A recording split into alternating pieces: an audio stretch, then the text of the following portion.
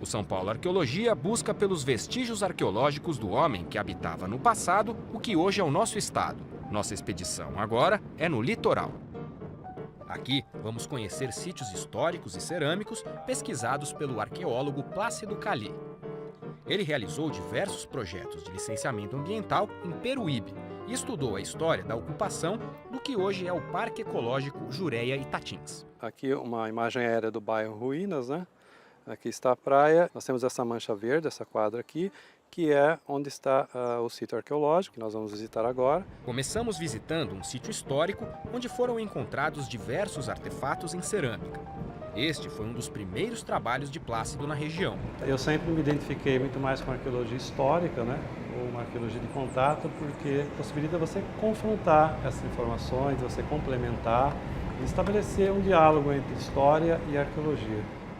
As ruínas da igreja de São João Batista são conhecidas por Abarebebê, que significa Padre Voador. É uma homenagem ao jesuíta Leonardo Nunes, que, reza a lenda, conseguia se locomover muito rápido de um lugar para o outro em pleno século XVI. As ruínas são consideradas por muitos as mais antigas do Brasil. No entanto, Plácido confia mais no que dizem os documentos históricos. A primeira informação da construção data de 1660, né? Portanto, século XVII. Aqui, a partir de 1692, foi entregue aos franciscanos, né? E era o único aldeamento do litoral paulista, né? Então, os índios eles foram reunidos aqui da região e foram organizados em volta da igreja. Então, hoje nós temos aqui o testemunho, né, dessa igreja, né, em ruínas, e uma área preservada. Em 1776, um engenheiro militar português, o Saifaria, ele estava passando por aqui e parou e fez o desenho, o único desenho autêntico da época, né? E desenhou aqui a igreja inteira, né? Uhum. E se você ver aqui, tinha as habitações indígenas ao ao redor. redor. Uhum. Entre 1991 e 1993, arqueólogos da USP escavaram ao redor da igreja e encontraram centenas de objetos de cerâmica usados pelos religiosos e pelos indígenas dos séculos 17 e 18. Plácido, ainda um estudante, foi quem descobriu as evidências arqueológicas. Ele participou da pesquisa e depois fez um projeto para fazer do local um museu para visitação. Eu participei de todo o processo. Foram 3 anos de escavação arqueológica, mas em etapas, né? Eram sempre etapas de 1 mês, de 2 meses, né? Que geralmente eram nas férias para que os alunos pudessem participar, né? Férias de julho, né? Férias de janeiro. Pode mostrar então um pouco pra gente, Plácido, como é que foram os Sim. locais dessa escavação? Ok. Vamos dar uma olhadinha. Então, aqui a gente chega na entrada principal, com a nave central da igreja, né? Aqui o batistério, que existia a pia batismal, que foi retirada daqui e hoje está no Museu Paulista. Esses elementos que você observa aqui e aqui são chamados cabodás. Eram vãos em que ia a estrutura de madeira que dava sustentação à construção da parede. 119 indígenas viviam nos arredores da igreja em 1692. Plácido conta como foram as escavações. Inicialmente foi feito quadriculamento de 2 metros por 2, né, em cada quadrícula. Foi toda a área escavada, né? Inicialmente apareceu uma quantidade muito grande de telha, que era do telhado, até chegar ao nível do piso, né?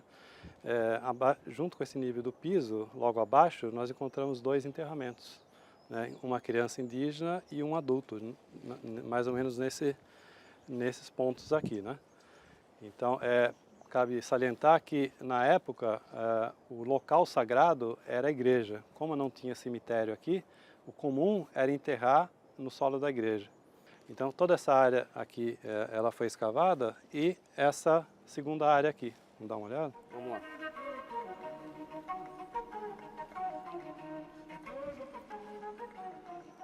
Aqui nós temos o acabamento da parede, né, com a argamassa, né?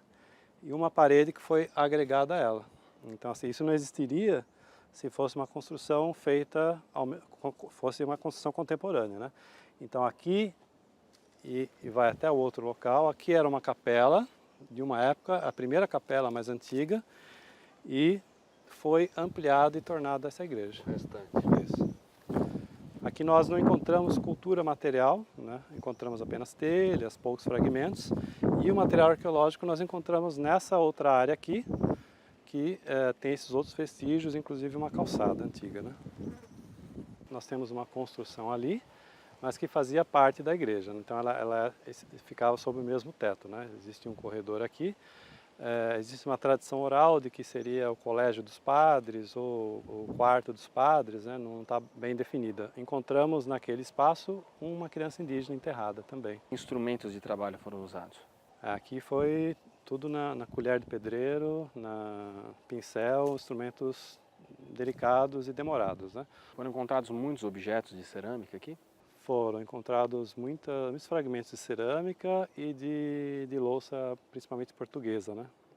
Se eu não me engano, eram cerca de 32 mil peças, né, que foram encontradas. Sim. Depois da saída dos religiosos aqui, esse ambiente com a dispersão dos indígenas, foi naturalmente se degradando essa área? Sim, sim. Ficou abandonada, né? E aqui nós temos uma arquitetura em alvenaria de pedra e cal, em que se a área abandonada não tem nenhum tipo de manutenção, com a ação do tempo, do vento e da chuva, né, vai desgastando, vai tirando o acabamento da parede, a água vai infiltrando na argamassa das rochas, né, e isso provoca trincas, o telhado cai, né, então isso foi ocorrendo ao longo de séculos, né.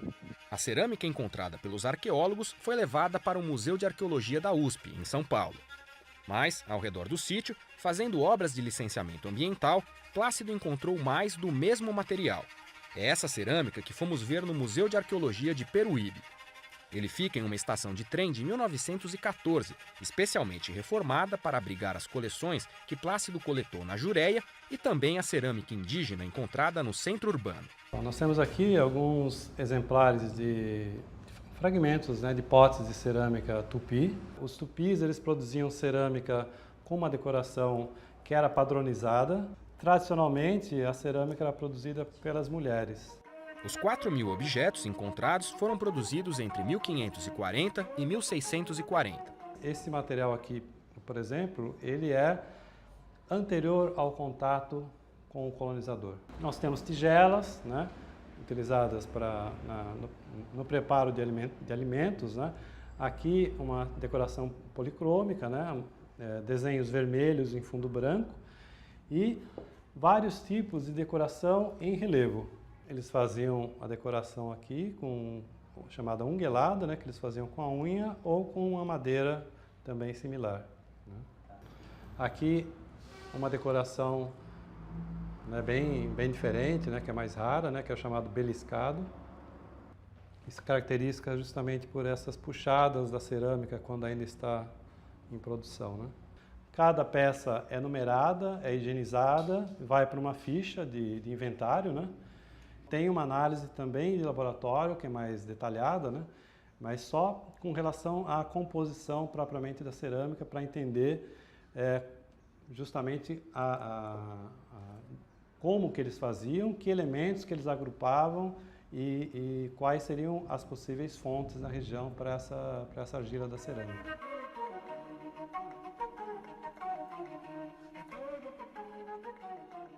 A cerâmica e material lítico, que aqui é mais raro, é o que se preserva. Então, é um elemento que acaba sendo a peça-chave para a gente tentar entender o modo de vida daqueles indígenas, né? A cerâmica, ela também surge um pouco a partir de uma demanda em que os grupos têm de armazenar sementes, de cozinhar alimentos. Paralelamente, você tem as chamadas urnas funerárias.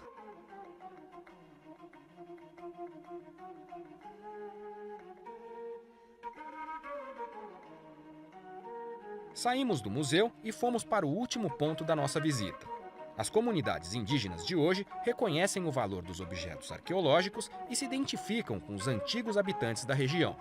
É o caso da aldeia Piaçaguera, com suas 32 famílias. Piaçaguera, em Tupi-Guarani, significa caminho antigo ou velho. Os índios daqui não são tupis como os indígenas do século XVI e XVII, mas guaranis. Vieram do interior de São Paulo com o processo de colonização português já avançado. Mesmo assim, veem os antigos habitantes como parentes naturais. Os cacos de coisas que nós achamos aí de pote, de cachimbo, são dos antigos que moraram aqui antes de nós, né? A aldeia do Cacique João fica sobre um sítio arqueológico a céu aberto ainda não explorado.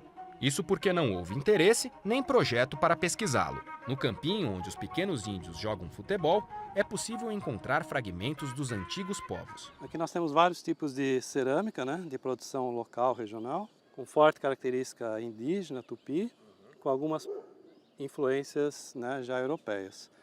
Uma das principais características da cerâmica dessa área aqui, do Piaçaguera, é a forte policromia, quer dizer, a cerâmica típica de produção tupi, a pintura vermelha sobre fundo branco.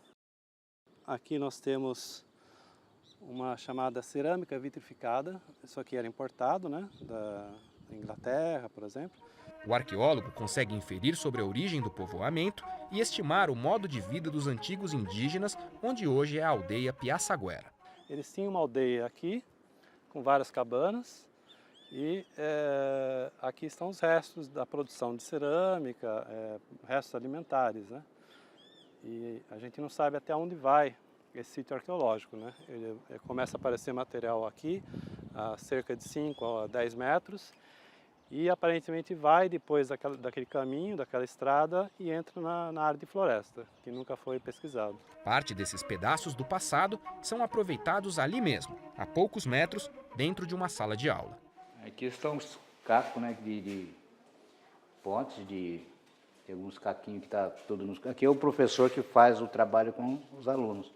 O que o professor tenta mostrar para os alunos aqui? Ele ensina, né, que isso aí foi do nossos antepassados, estão fazendo um trabalho com resgate cultural. Da cultura para ensinar as crianças a crescerem sabendo como é que foi nossos antepassados, porque se não ensinar eles, daqui a pouco acaba tudo, né?